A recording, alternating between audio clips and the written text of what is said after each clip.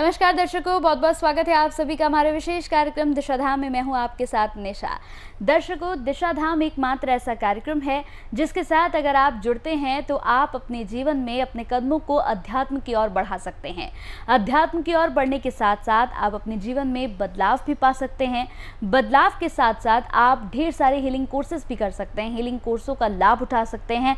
Healing course करने के बाद आप अपने आसपास के लोगों को भी लाभ पहुंचा सकते हैं। तो चलिए अपने आज के इस विशेष कार्यक्रम को यहाँ पर शुरू करते हैं। शुरू करने के साथ ही मिलकर स्वागत करते हैं गुरु माँ तपेश्वरी नंदा जी का। गुरु माँ, बहुत बहुत स्वागत है आपका।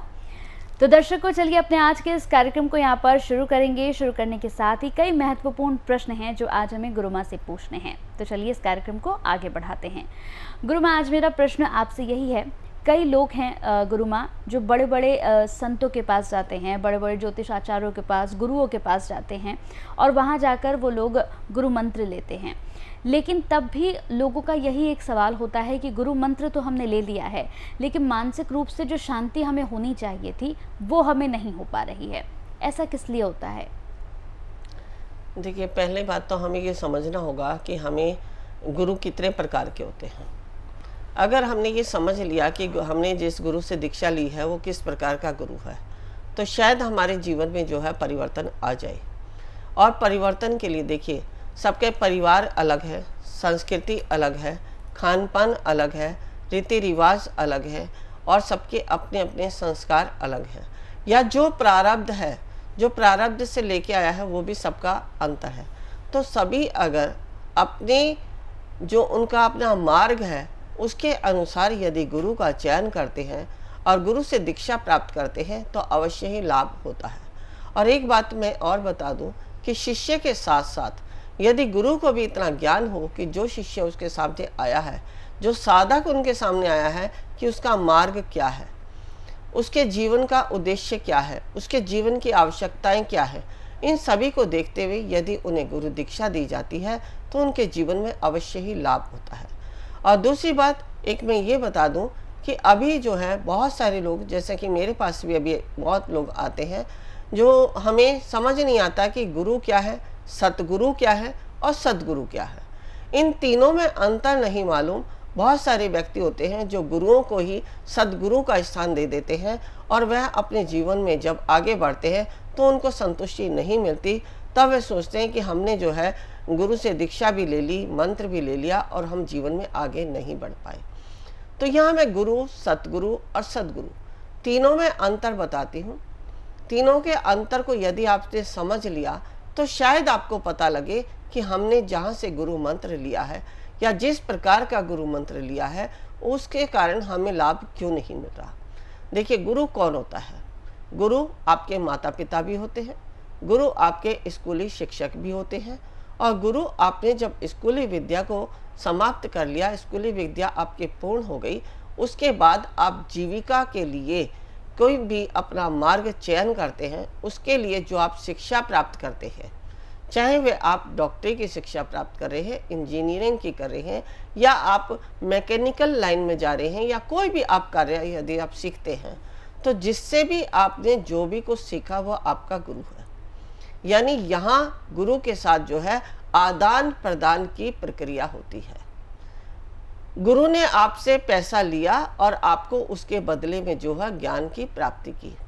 अगर हम माता पिता की बात करते हैं तो माता पिता भी जो है हमें, अगर हम उनको गुरु मानते हैं तो वह भी गुरु हमें जन्म देने वाले हैं। उन्होंने हमें जो जन्म दिया है इस संसार में हमारे उद्देश्य की पूर्ति करने के लिए हमें जन्म दिया है, तो हम उन्हें सबसे प्रथम गुरु मानते हैं। अगर वे हमें जन्म ही ना देते तो हम इस संसार में अपने उद्देश्यों की पूर्ति कैसे करते। लेकिन अगर हम शिक्षक, जो हमारे अध्यापक हैं, या जैसे अगर आप कहीं पर हीलिंग कोर्स भी अगर सीखते हैं तो वो भी आपके गुरु ही हैं। वो सतगुरु या सदगुरु नहीं कहलाते, क्योंकि वहाँ आपने उनको अपने ज्ञान के लिए जो आदान प्रदान किया है वो उसके कारण वह आपके गुरु हुए।